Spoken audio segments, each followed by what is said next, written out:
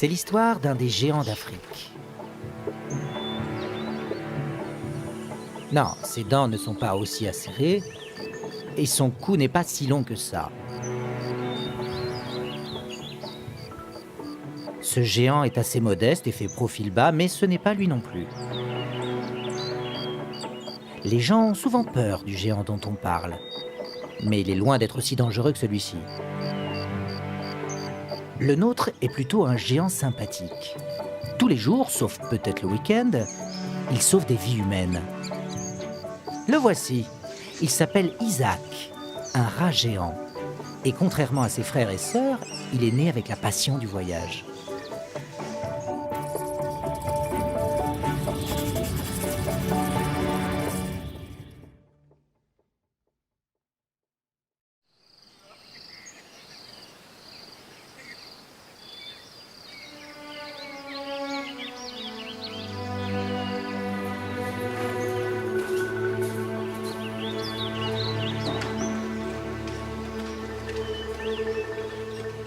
Isaac est né dans un centre de formation spécial en Tanzanie.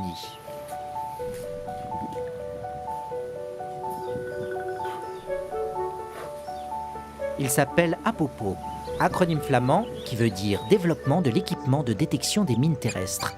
C'est ça le travail d'Isaac. C'est un rat renifleur de mines. Les rats habitent partout. Ils sont sociables, ils s'adaptent à toutes les conditions et ont vécu en symbiose avec les humains depuis toujours. En fait, traditionnellement, ils nous débarrassent de nos ordures. Et ils font cela depuis toujours. On emploie les rats renifleurs de mines dans les anciennes zones de tension où les mines font partie des vestiges les plus meurtriers des conflits armés. On en retrouve souvent plusieurs années après la fin de la guerre.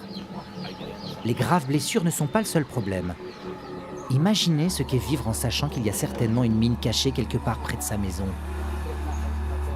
Quand Isaac grandira, il pourra aider à faire en sorte que le problème des mines appartienne au passé.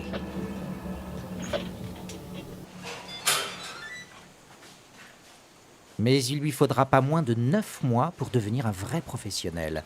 Pour l'instant, il passe son temps avec sa famille. Ce n'est pas un hasard si les rats géants sont utilisés comme renifleurs de mines. Dans la nature, leur extraordinaire sens de l'odorat leur permet de trouver de la nourriture enfouie profondément sous terre. C'est la même chose avec les mines. L'objectif est d'entraîner les rats à associer la découverte du TNT à celle de nourriture. Cette tâche n'est pas très difficile à accomplir. Tout le monde sait à quel point les rats sont intelligents. Ce qui est vraiment compliqué est de s'assurer que le rat ne fasse pas une erreur. Cela pourrait être fatal, et pas seulement pour le rat. Ce ne sont pas des rats ordinaires. Cela se voit à leur façon de manger. Ces rats géants ont des poches spéciales dans leurs joues pour y conserver de la nourriture, tout comme le hamster. Cet animal se trouve entre un rat et un hamster. C'est peut-être pour ça qu'ils sont un petit peu plus mignons.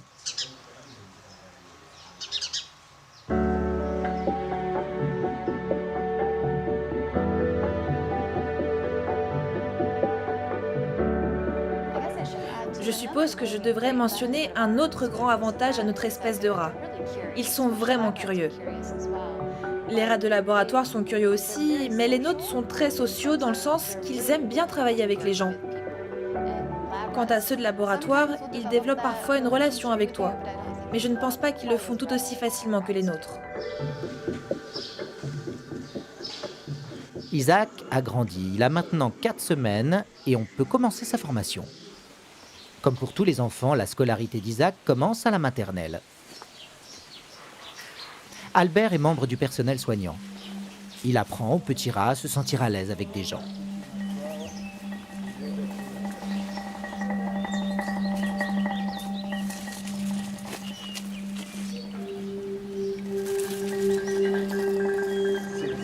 Il y a des moteurs et des types de voitures différents. Pour ce rat, c'est normal. Il s'est adapté au son du moteur. Il s'est entraîné. Il se concentre et n'a pas peur du son du moteur. Interagir avec des gens comme Albert est une partie essentielle du processus d'apprentissage. C'est important pour la socialisation d'Isaac. Les rats renifleurs de mine ne doivent pas fuir ou mordre les gens. Quand il sera adulte, Isaac pèsera environ 1 kg et son corps atteindra 30 à 40 cm de longueur, presque aussi long que sa queue. De par leur taille, les rats géants grillés sont un des plats préférés de la cuisine de rue locale.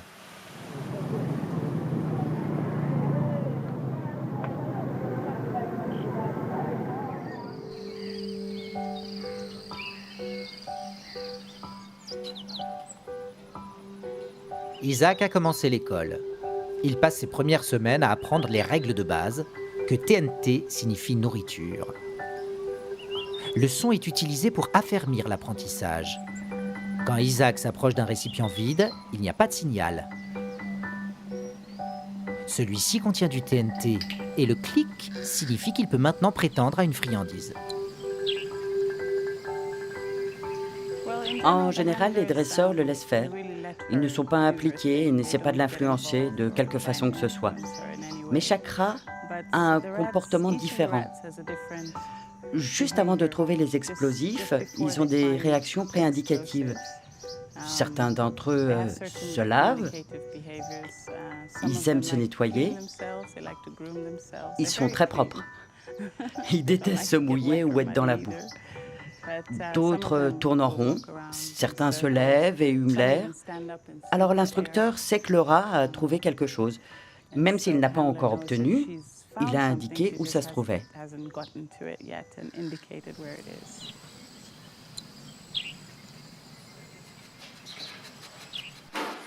Le flair d'un rat peut détecter les plus infimes traces de TNT. Ils peuvent sentir l'explosif même quand il se trouve 15 ou 20 cm sous terre. Leur nez est leur arme, pas vraiment secrète. Imaginez si les gens avaient des capacités similaires. Bon, c'est comme si vous étiez dans une salle, dans le noir complet. Quelqu'un entre dans la maison, disons, à 1 kilomètre de distance. L'obscurité est totale et vous ne pouvez pas entendre quoi que ce soit. Vous pourriez être en mesure de détecter que quelque chose a changé. Mais c'est aussi très difficile pour moi d'en parler parce que franchement, en tant que scientifique, j'ai besoin de preuves pour étayer une telle affirmation et je ne les ai pas. Isaac et sa sœur sont à la gym. Ils peuvent se dégourdir les pattes, aiguiser leurs dents et jouir d'un sentiment de liberté.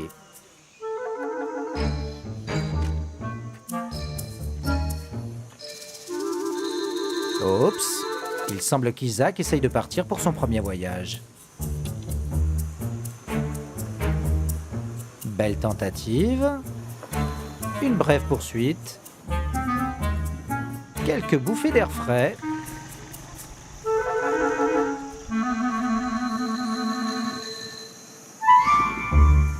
Et le voilà qui rentre au bercail.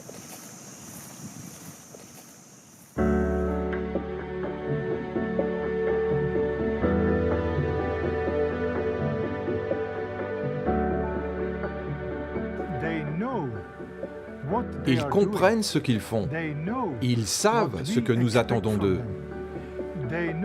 Ils savent que s'ils travaillent comme nous le souhaitons, ils auront cette récompense.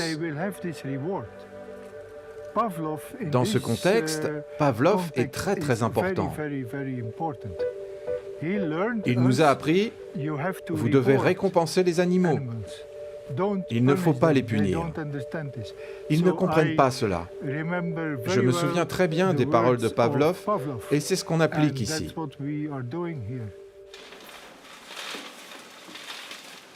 Pendant environ une semaine, on donne à ces étudiants pour seule nourriture les aliments qu'ils reçoivent comme friandises aux entraînements. Le régime alimentaire est basé surtout sur des bananes et des noix. C'est une nourriture spéciale pour les rats.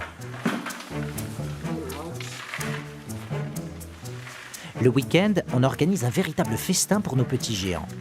Albert prépare un mélange de cacahuètes et de poissons séchés. Ce cocktail culinaire est excellent pour leurs os.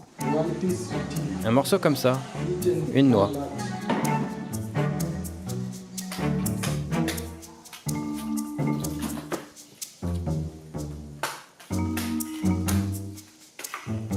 Et sans dessert, ce n'est pas un festin.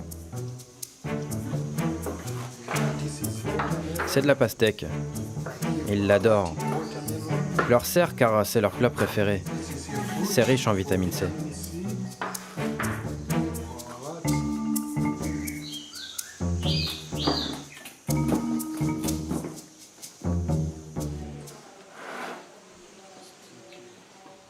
Dans la nature, ces rats vivent en petites colonies sous la terre. Mais au sein d'une colonie, ils sont tout à fait indépendants. Ils vivent dans leur propre terrier et ne partagent pas leur nourriture avec leurs voisins. Les femelles peuvent choisir leur partenaire, mais les colonies ne sont pas matriarcales. Elles sont dirigées par un groupe qui ressemble à un peu un parlement constitué des membres masculins et féminins.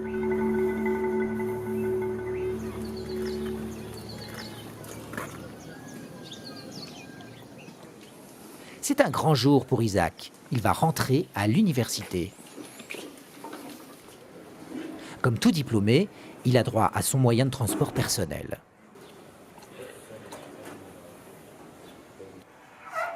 Maintenant, Isaac passe à la formation sur le terrain.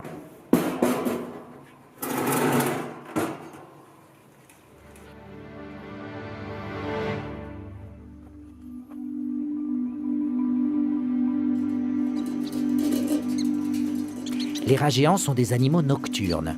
Dans la journée, ils dorment, mais ils mènent une vie nocturne très active.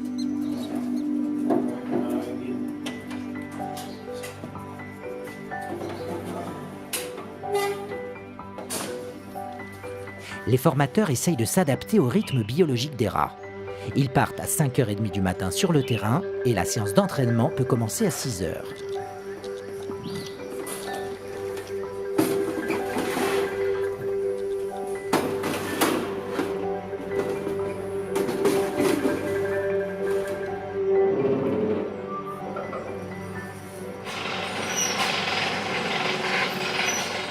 C'est pour des moments comme celui-ci qu'Isaac a été entraîné. Il n'a pas peur du bruit du moteur.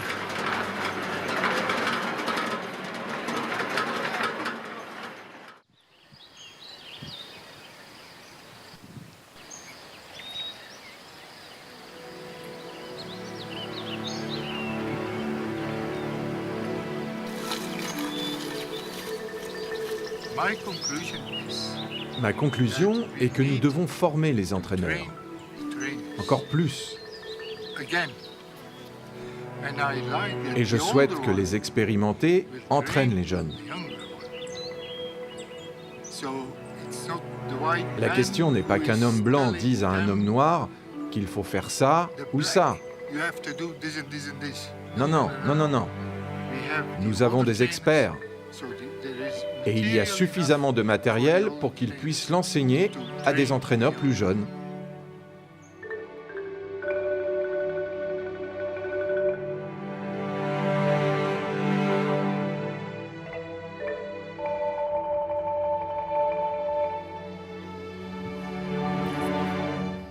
Isaac reste calme en attendant son cours.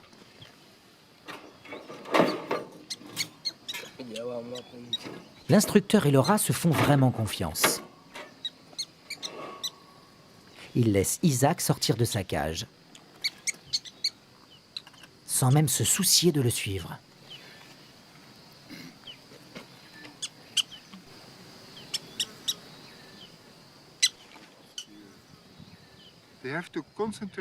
Il doit se concentrer sur le comportement du rat. Il doit savoir interpréter ce que fait le rat. Mais ce n'est pas possible si vous parlez en même temps de vos aventures du week-end.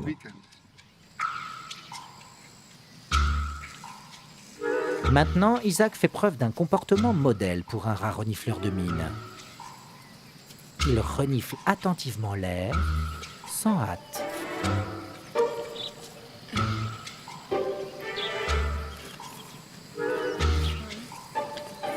C'est le résultat de plusieurs mois de formation.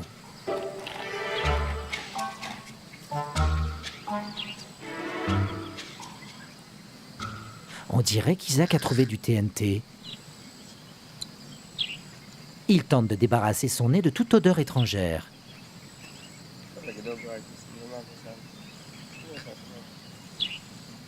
Il pense qu'il sent quelque chose, mais il doit réinitialiser son système olfactif pour être sûr. C'est là.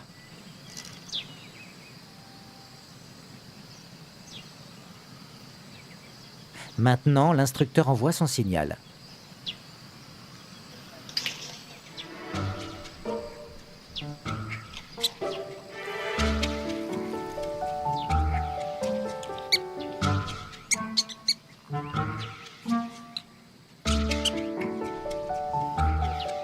Ça ressemble beaucoup à une conversation entre deux vieux amis. Le rat a fait son travail parfaitement. Je veux dire, il ne courait pas, il avançait au pas, il reniflait tout autour, il cherchait le TNT pour recevoir une récompense, bien sûr. À certains moments, il n'était pas sûr qu'il y ait de l'explosif.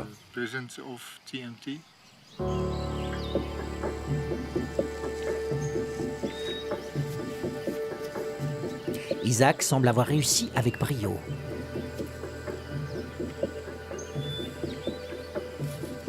Maintenant, il est temps d'évaluer sa loyauté. Personne ne voudrait pourchasser un rat qui se serait évadé à travers un champ de mine. Ce serait mortel. C'est pourquoi il est important que les rats suivent leur maître volontairement, sans laisse.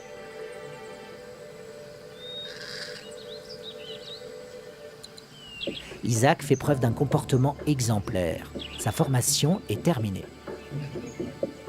Maintenant, il est temps que le vrai travail commence.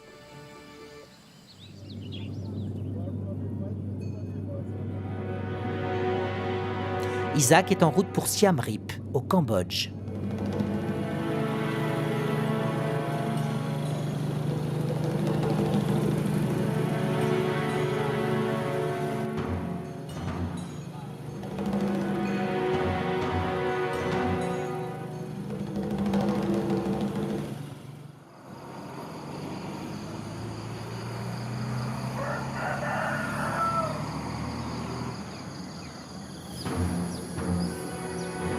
C'est là l'une des plus anciennes merveilles architecturales du monde. Angkor Wat. Des millions de touristes voyagent ici pour prendre leurs meilleurs selfies. Le tourisme est l'une des principales sources de revenus du Cambodge. Mais il reste encore des mines après la guerre civile, ce qui nuit gravement à la croissance du tourisme, sans même parler du danger qu'elle représente.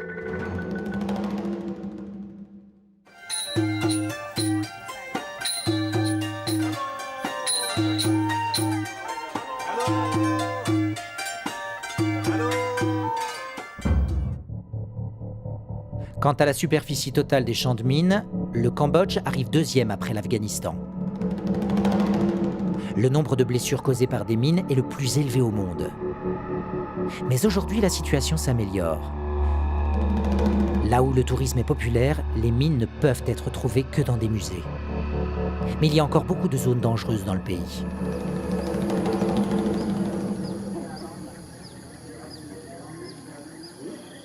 Isaac est là pour aider au déminage. Son nouvel instructeur applique de la crème solaire sur sa peau. Comme les rats géants sont des créatures nocturnes, leur peau n'est pas habituée à des niveaux élevés de rayons UV. Si on les laisse sans protection, ils risquent de développer un cancer de la peau.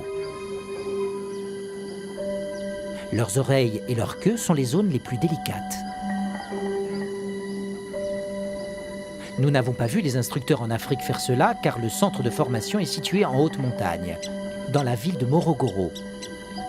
À cette période de l'année, il fait beaucoup plus froid là-bas qu'ici, au Cambodge.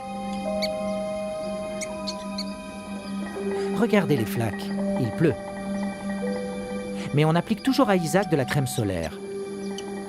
Le soleil pourrait sortir quand l'équipe est au travail.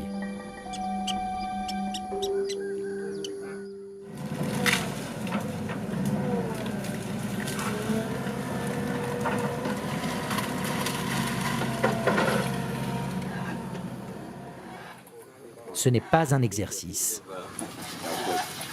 L'équipe porte des gilets de protection et des casques. Personne ne sait exactement si cet équipement est efficace, mais ils se mettent quand même au travail.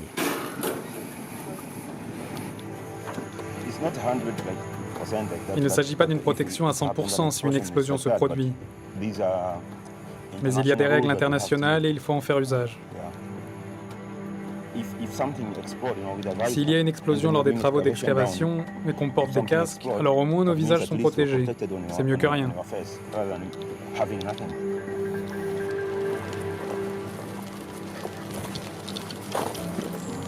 Alors que nous marchons vers le champ de mine, il se met de nouveau à pleuvoir. S'il pleut et que le sol est détrempé, il y a trop d'eau ou trop de boue. Donc il n'y a pas d'évaporation et l'odeur du TNT ne peut pas ressortir. Il est alors difficile pour les rats de le sentir.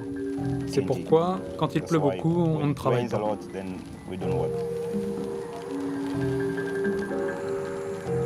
Il semble qu'on n'aura pas l'occasion de voir Isaac au travail. La pluie se fait de plus en plus forte.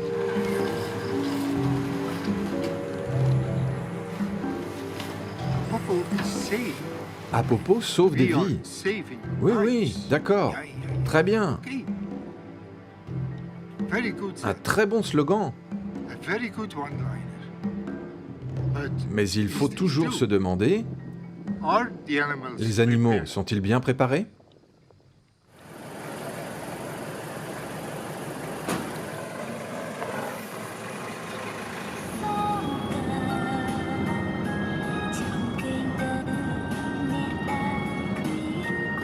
Nouvel essai. Impossible de dire si la pluie nous empêchera encore de travailler ou non.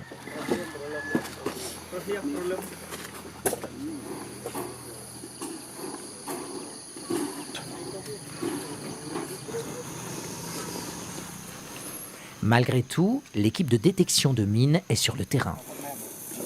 Isaac examine le terrain. Rien jusqu'ici. Soudainement, il commence à se laver le visage. Il a donc identifié une odeur suspecte.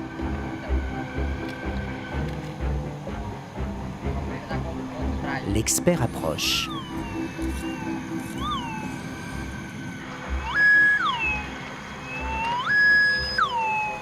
Il a trouvé quelque chose.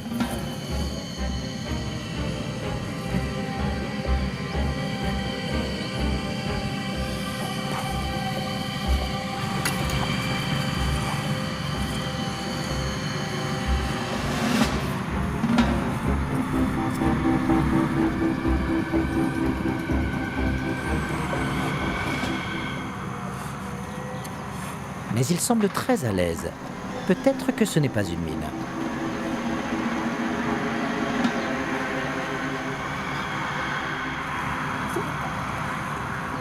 C'est une mine antipersonnelle, du type 69, fabriquée en Chine. Isaac est un rat très vif et intelligent. Il sait très bien trouver le TNT et il est très précis. Il peut détecter l'odeur et déterminer s'il s'agit d'une mine ou non. Toutes les mines découvertes sont soigneusement indiquées sur une carte. Les zones nettoyées sont indiquées en jaune.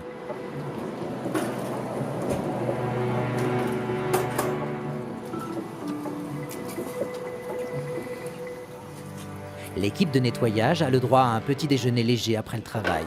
Tout le monde a le droit à une banane, ce que tout le monde semble apprécier.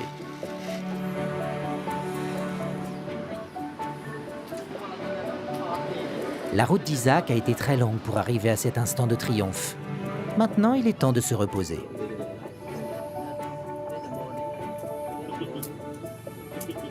Les vrais héros ne cherchent pas la gloire.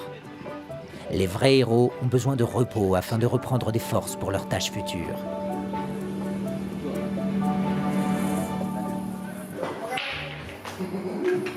Une nouvelle mission de déminage au Cambodge est terminée.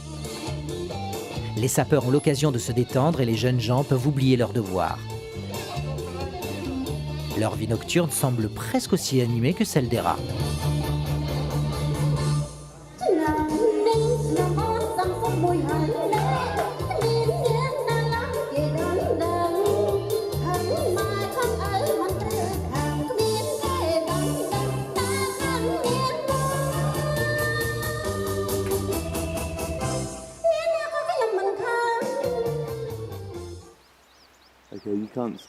Vous ne pouvez pas commencer à prendre de photos avant que ça explose. C'est ainsi que s'achève l'histoire d'un terrain miné.